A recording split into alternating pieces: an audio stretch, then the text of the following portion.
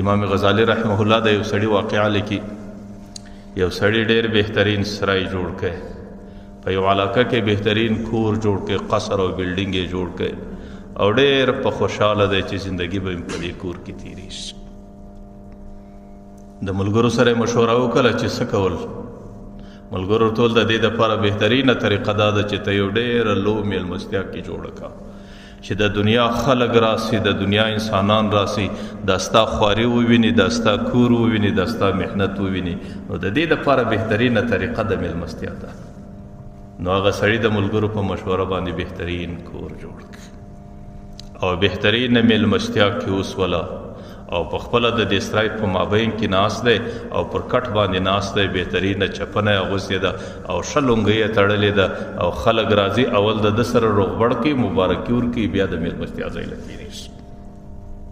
چې کله میلمانه را شروع سو، میلمانه در مابینه راورسېد، دروازه ته یو بوډا ودرېدی، کمزوری پر ملا باندې چوغ په شکل بوډا ودرېدی. بری دا دروازه د کراره وټکوله لکه یو فقیر چې ودرېږي. باره د دستي ورته ورشه دا بوډا پسې واخه، دا د دې ځای لایق نه دی. نن خو زموږ فکر په دې شکل باندې ناقص دی چې کله یو څوک غریب دی، یو څوک بوډا دی، که زما همسایه دی، که غریب دی، که در فدره دی، هغې زه د خپل میلمستیا مستحق نه بولم. یو لسی وشلی په لاس کې ورکوم چې زه پر خپله لار باندې. نو هغه سړي یو لسی وشلی مزدور ته په لاس ورکوي چې ورسره رخصت یې کړه. چې کله هغه ورغلی ورته د لسی وشلی واخه، هغه بوډا ورباندې وخندل. ورته ویل سړیه، زه هغه څوک یم چې د بادشاهانو څخه نه بیریږم، زه هغه څوک یم چې د محل چوکیدار ما نسي ګرځولی، زه هغه څوک یم د چا په رشوت زه نه قبلوم، زه چې کوم کور له راځم دوباره نه ځم.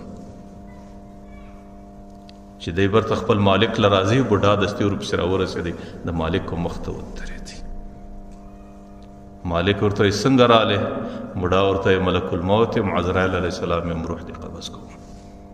د چیغې کې چې د خدای په خاطر ماته یو څه وخت راکړه چې وصیت خو وکړم. هغه ورته ما خو تا ته ډېر وخت درکوي چې د کومو خلکو سره تا مجلسونه کول، هغه خلک څوس. ورته هغه رخصت سو، د هغو څه دې ولې عبرت نه اخیستی؟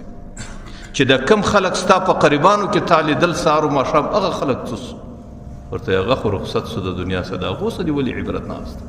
چې کم خلک ستا په کور کې ستا د پلار په شکل سهار و ماښام تا لیدی، چې کم کور څوک ستا په کور کې ستا د مور په شکل سهار و ماښام تا لیدی، ستا د مشر ورور په شکل، هغه څوس.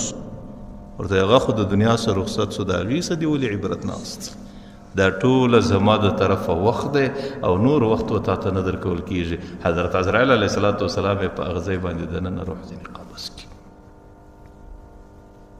نو دا معنا ده چې عزراییل علیه السلام سړي ته پر هېڅ وخت باندې موقع نه ورکوي.